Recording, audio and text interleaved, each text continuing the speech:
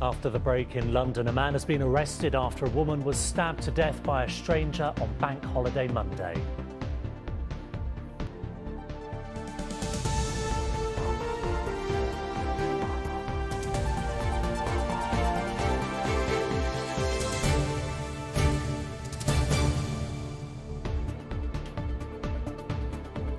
Tonight, a shocking attack. Extra police officers are out on patrol in Brixton after a woman was stabbed to death in a park by a stranger in the middle of the afternoon. I know that this incident will cause great concern in the local community and wider, and want to reassure the public who have committed significant resources to the investigation. Also on the programme, the 25-year-old paralysed after being tasered by police. An officer has gone on trial. As preparations ramp up for the coronation, the royal superfans staking an early spot and...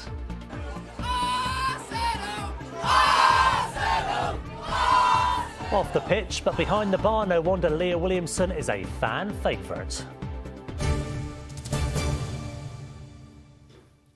Good evening. Extra police officers will be patrolling in Brixton tonight after a woman was stabbed to death yesterday afternoon. Police say the 31-year-old was walking in Stockwell Park Walk when she was set upon from behind by a stranger. A 33-year-old man has been arrested on suspicion of murder. Kath Opata is in Brixton for us now. Kath, what are the police saying? Yes, well, just round the corner behind me is where a woman in her 30s was approached from behind by a man and stabbed. And yesterday, police and air ambulances rushed to the scene, but sadly, she was pronounced dead. And like you said, it's a shocking case, and people within the local community I've been speaking to have been expressing a similar feeling, wondering how and why something like this could happen. It's a scene we've seen time and time again. Cordons and officers at the site of a fatal stabbing. Just yesterday, a woman in her 30s was approached by a man and stabbed to death. We believe the victim was walking along Stockwell Park Walk when she was approached from behind and attacked. There is no evidence to suggest the suspect and victim were known to each other. I know that this incident will cause great concern in the local community and wider, and want to reassure the public who have committed significant resources to the investigation. At the heart of this tragedy is one woman who was alone minding her business on a bank holiday. Her death no doubt raises questions, not just about safety in the local community, but women in London. It is a big issue, and I think one of the things we need to look at is the vicious nature and randomness of this attack. But equally, we do know that there is an issue with knife attacks, especially knife attacks being fatal. I think one of the things we need to do is around making sure we've got good local police who are visible, working with the community, and that's something that we are trying to do locally here in Lambeth and in Brixton. Whatever precautions are being made now, the sad reality is that it all comes too late for a family now grieving the loss of their daughter. Yes, so like you heard, the police have arrested a 33-year-old man who wasn't known to the victim, and they are currently appealing to members of the public for more information, if they have any, about this tragic incident. Kath in Brixton, thank you. Now, if you've been into central London in the past few days, you'll notice that preparations for the coronation are well underway. Security is ramping up as the city prepares for one of the biggest ceremonies in British history. According to official guidance, the procession route is closed to the public until 6 a.m. on Saturday, but that hasn't stopped royal superfans setting up camp to secure the best spots. They told our political correspondent Simon Harris they're not going anywhere. To the casual observer, it might look like a shanty town, but for a handful of die-hard royalists, this will be home for the next few days. Come in and see. John is a retired chef from Streatham and last week was one of the first to set up camp in the Mall. There's nothing bigger than the coronation. I've seen everything. I've seen so much in 25 years, a quarter of a century. I've seen everything, but this is the biggest because there's nothing bigger than the coronation. We're on the way to Westminster. Anne is a former air stewardess from Cardiff who arrived overnight. She's hoping to raise money for a hospice by charging tourists to have their picture taken next to a royal cardboard cutout. I have my sleeping bag here and an inflatable pillow. And the police officers have all said, you know, if the worst comes to the worst, you can come into custody. Thomas and Stephanie's coronation journey was a little longer. They crossed the Atlantic to be here. We arrived from Salt Lake City. This is our 10th time sleeping rough for a royal occasion. My plans is to come down on Friday and then I camp out for Saturday to see the big day. It's freezing cold and we get damp and wet. What we know, we're doing our duty for the King, Charles III and his Queen. And it means an awful lot to us. Tourists were still able to walk along the Mall today and stop in front of Buckingham Palace. The finishing touches for the coronation are an added attraction. The flags are in place, the temporary TV studios have been set up. There's a VIP grandstand opposite the palace. Come Saturday morning, this area will be packed with tens of thousands of spectators. The pavements along the route of the procession have been designated official viewing areas. And according to the government's website, they won't open to the public until 6 o'clock on Saturday morning, leaving the campers wondering if they'll be allowed to stay. But despite the guidance from the website, there was a reassuring message from the Royal Parks. We believe that the park is going to get full very early on Saturday. So, of course, we're expecting people to come and bag their positions quite early. And who wouldn't do that? So we won't stand in people's way. In actual fact, on Friday night, we will even have toilets open and a catering unit open for people's welfare as well. And for those already in place, there was a bonus, a brief glimpse of the King as he was driven past. The beginning of a big week. It's getting close, isn't it, Simon? Yes, it is. Do you know, the big unknown at the moment is just how big it's going to be. I mean, obviously, in constitutional terms, a coronation is huge. It's going to have a global TV audience of millions. But nobody seems prepared to put an estimate on just how big the crowd will be, how many spectators there will be around Buckingham Palace and the Mall. Will it be on a similar scale to the Queen's funeral, for example? Transport for London is making contingency plans to handle any number of spectators who might converge on the Palace, the Abbey, the Mall and Whitehall. The one thing we do know, though, is the size of the procession, and there's going to be a full-scale dress rehearsal of that this evening going on throughout the night. There we are, so that'll be a little tease for us, won't it? Thank you very much, Simon. And we will have plenty more build-up to the coronation later in the programme, including taking a look at the history of the Royals and the Scout Association and meeting two teenagers with a special invitation this weekend. But first, teachers were back on the picket line across London today after rejecting the government's pay offer, calling it an insult. A large number of London's schools were expected to close. The National Education Union is calling for pay rises to match inflation, plus extra money to make sure school budgets are protected. Rags Martel has more.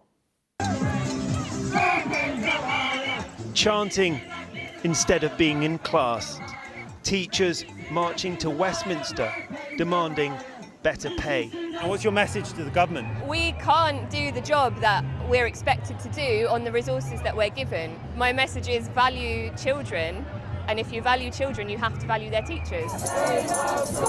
They came in their thousands, teachers who'd walked out of school and went to protest against the government. Outside Kilmorey Primary School in Lewisham, parents joined the picket at 8:30 this morning. We are 100% behind the teachers. It's so important to be part of this community. Do you want to tell them what your sign says? Teachers are amazing, teachers are so kind. Their whole lifestyle has been squeezed and they're leaving in droves. I mean, that's the same in the NHS, it's the same with teaching. How disruptive is it not taking your children to school? Yeah, it's pretty disruptive. It's been kind of ongoing, and for them it's just, they've already missed out on so much during COVID. What do you think of the strike? Bad. Why is it bad? Because they don't get paid enough money. Nora Thurkel has been a primary school teacher for 8 years. It's not primarily about pay for me, it's about also the funding for schools and the resources that we're putting into schools. But also pay is important because we're struggling to retain teachers. We followed Nora and her fellow teachers making their way into central London. At Waterloo Station, they joined forces with other schools. Teachers are in dispute about their pay. They were given a 5.4% rise last year. They've now been offered a further 4.5% increase along with a one-off payment. but they say accepting the current offer would mean a real terms pay cut of 7%. This is the 6th time teachers have gone on strike this year. But without any agreement between the unions and the government, there could be even more this summer term, and the walkouts could carry on until the next academic year. You say you care about the children, but isn't going on strike damaging the children? I mean, there's pupils having GCSEs starting in a few weeks. Yes, I mean, you're quite right. Our strike is disruptive to education. But our point to parents is they will know that education is being disrupted every week because teacher turnover is going up, so there's disruption to education. There's not enough funding in our schools. The crisis is every week. What I would say to the teaching unions is we have listened to their concerns, we have put forward a package, and we really hope that we can all now focus on the needs of those young people. Nora will be back to school tomorrow, but union ballots are being sent out to teachers, and the threat of more strikes is on the horizon. Rex Martel, ITV News. Well, on that, parking wardens have also gone on strike in Westminster. It's part of a dispute over pay and working conditions. The action will also take place on the day of the coronation. Next tonight, the last of the British evacuation flights from Sudan arrived at Stansted Airport this afternoon, marking the end of another fragile and unstable ceasefire. Among the passengers were more relieved Londoners fleeing the war-torn country. With a warning of distressing images in our next report, there's growing concern about those left behind. Anila Dami reports. 3-year-old Samrin has already missed multiple flights home from war-torn Sudan. She's with her mother Amina, and it's uncertain if they made the last flight to the UK. Her family in London feeling ever more desperate to get them home. I don't even have the word to describe it. It's like a living nightmare that won't end. The final evacuation flight came in from Sudan this evening, where fierce fighting between rival armed forces battling for control over the country has seen tens of thousands of people fleeing.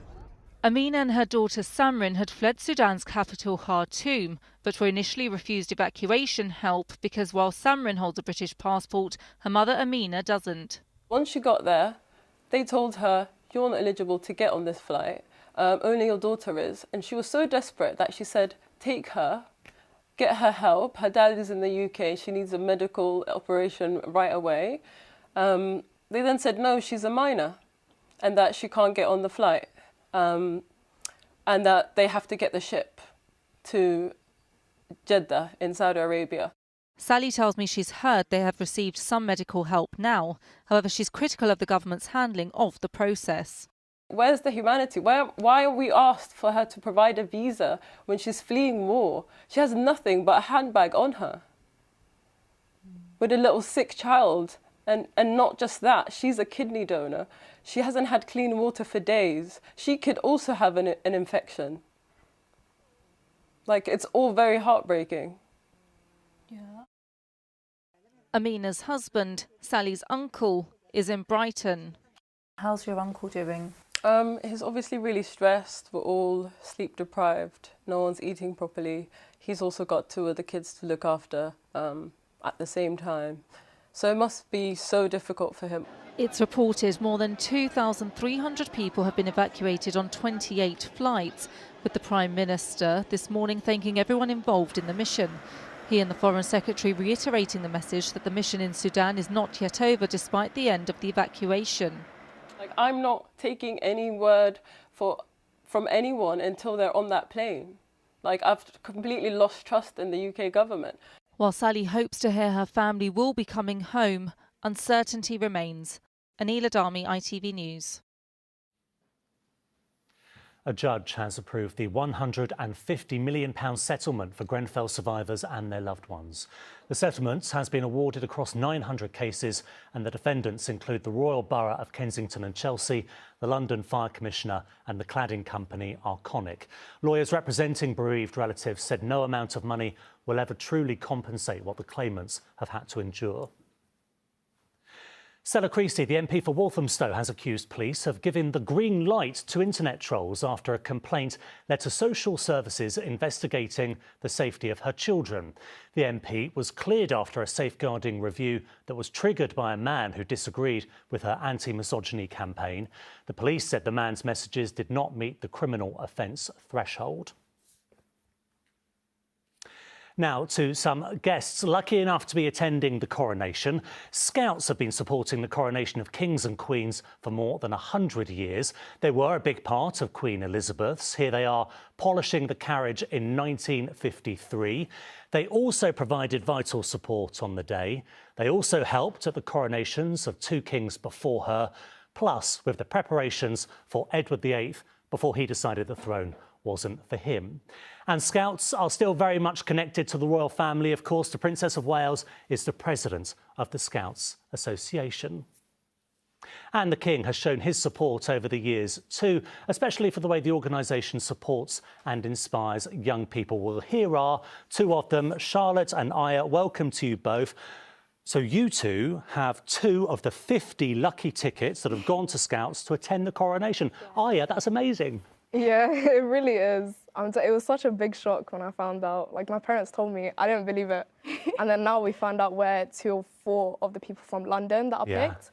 And it's really amazing. I mean, what are the odds? So you must be getting very excited. Yes, so excited. I think on the day when I found out, I didn't even believe it was true. My mum got a phone call and she told me, she was like, Charlotte, you're going to the coronation. I was like, what? Me? It was amazing, but super excited for it. Yeah. Now, you're inside because you are the chosen few, but of course your fellow Scouts will be out across the city because you're going to be part of this, aren't you? Like organising and helping. Yeah. Tell us about that. So we've got Scouts helping out. I think there's around 200 helping out, and there's people going to be marshalling, people helping out, and we're next to it in St Margaret's Church. Yeah, next to the Abbey. Yeah. Okay. So. And then this is just part of all of the coronation-related celebrations, because, is it right, on Monday, after the coronation, there's going to be the big help out. Tell us about that, Aya. Oh, well, to be honest, we're not that involved in that since we're just in some. Well, because that's because you're guests, you're VIP guests. Yeah, but obviously. what we've heard is a lot of Scouts, and yeah, they'll be helping out, like Charlotte said, like queues, organisation, that kind of thing, events. And, you know, it's really lucky that we get to be associated with that as well. I can see something on your top right shoulder. Is this the much prized coronation badge? Yeah. So we all received it, and it's an occasion badge to celebrate the coronation and to just show that we're all going to be taking part in it. So you didn't have to do anything in advance to earn that? No, we just receive it with it's always the occasion badges. That's what we have. The thing is, you're always helping out, aren't you? Yeah. But where's yours, Charlotte? So mine hasn't arrived yet, so it will be on by Saturday. OK, it will be so nice. You have to make sure. I mean, what's lovely about this is, I think we said it in the intro there, what you do really sort of fits in with what King Charles has championed over the years, which is getting involved in communities and volunteering and helping out. That's your ethos, isn't it, as part of the Scouts? Yeah, our duty to the King and to, like, represent 500,000 Scouts is amazing. And to, like, be a part of the Scout movement, you don't realise how much, like, how big of opportunities you get. Like, just being here today, even, and just representing everyone as a... Representing London. Exactly. Yeah. and Saturday, Aya, is a special day for another reason, is it? Yes, it's my birthday. So birthday and an invite to the coronation. Yes. I mean, best birthday ever. That is a birthday to remember. Yeah. Listen, wonderful to have you both in. Have a fantastic day on Saturday. It's going to be incredible. Thank you will you. remember this for the rest of your lives. Just absolutely wonderful. Charlotte and Aya, thank you both. Thank you. Now, let's have a look ahead to the ITV Evening News, which has more stories on the coronation. Here's Lucrezia. Coming up, the Lucy Letby trial. The nurse accused of murdering babies takes the stand for the first time, saying she didn't harm any children. Also, more than 1 million NHS staff in England have accepted the government's pay offer, but the main nursing union says more strikes could be on the cards. And generations divided. An ITV News poll reveals how the King could struggle to gain the support of the young. Join me for those stories and more at 6:30. Well, let's get a reminder of our top story now. And a man has been arrested on suspicion of murder after a stabbing in Brixton. Police were called to Stockwell Park Walk yesterday afternoon. Ambulance crews were sent, but a 31-year-old woman was pronounced dead at the scene. A 33-year-old man is now in custody. A 33-year-old man has been arrested in connection with this incident and is currently in custody. We believe the victim was walking along Stockwell Park Walk when she was approached from behind and attacked. There is no evidence to suggest the suspect and victim were known to each other. I know that this incident will cause great concern in the local community and wider, and want to reassure the public that we have committed significant resources to the investigation. And our other main story, teachers were back on the picket line across London today after rejecting the government's pay offer, calling it an insult. The National Education Union is calling for pay rises to match inflation and to make sure school budgets are protected. It's not primarily about pay for me, it's about also the funding for schools and the resources that we're putting into schools. But also pay is important because we're struggling to retain teachers. Because teacher turnover is going up, so there's disruption to education. There's not enough funding in our schools. The crisis is every week. What I would say to the teaching unions is we have listened to their concerns, we have put forward a package, and we really hope that we can all now focus on the needs of those young people. OK, on to the weather, and Sally's bank holiday weekend continues. She's out and about in Highgate with a beautiful swathe of blue or purple, is it there, Sally?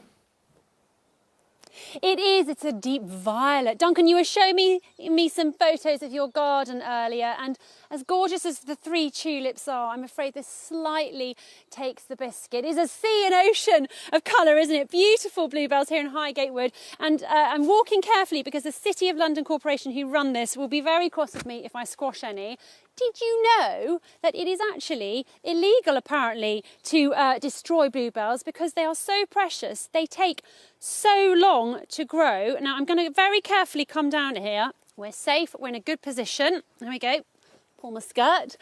And let me tell you some fascinating facts. So, did you know that the UK has about half of the world's population of bluebells? And they've got some great names. So, as well as bluebells, they're also known as crow's toes or cuckoo's boots, witch's thimbles. And I think this is my favourite, lady's nightcap. Those of you who wear a little cap in the shower, like myself, will probably be reminded of that from here. That's probably too much information. Anyway, and they also take an incredibly long time to grow from seed to bulb. Apparently takes 5 to 7 years, and if we squash them, then they can again take years to get better. So that's why people are so cautious about not destroying, but they really are lovely. And apparently the glue from the bulb was sometimes used to bind books and put feathers on arrows. So lots of gorgeous uses. Shall we talk about the weather though? Because it's partly why I'm here, isn't it? As well as bluebells. Can you guess what April was like now that we're into May? Can you guess? Well, it's probably not as bad as you thought. It was a little bit cooler and a little bit less sunny than average.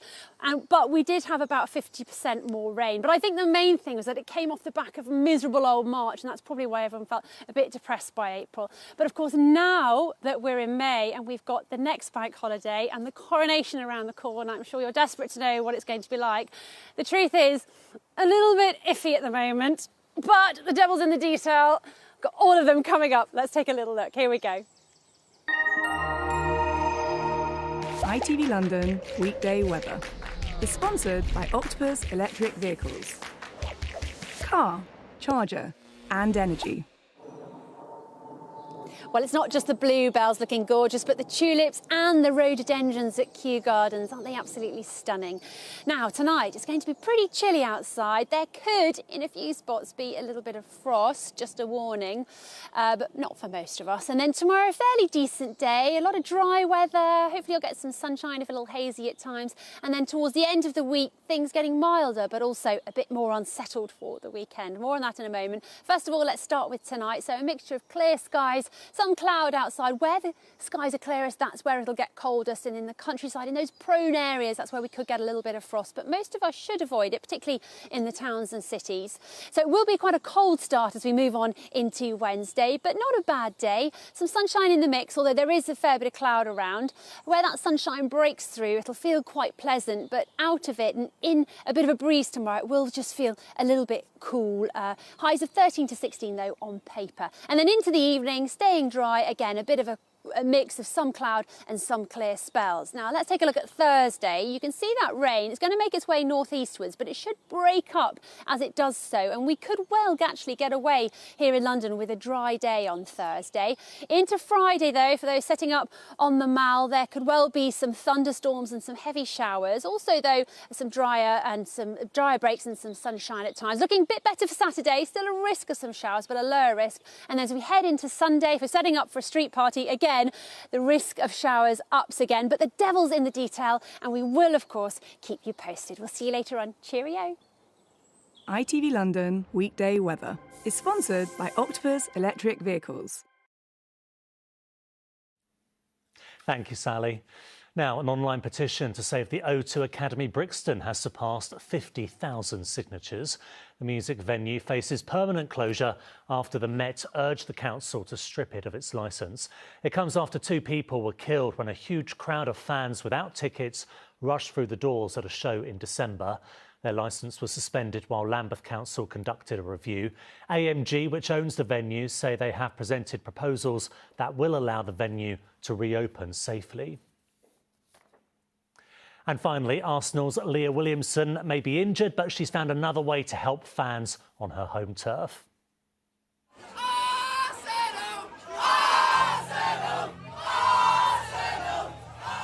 Williamson was seen helping out, pouring pints at the Tollington Arms around the corner from the Emirates Stadium as Arsenal supporters cheered her on.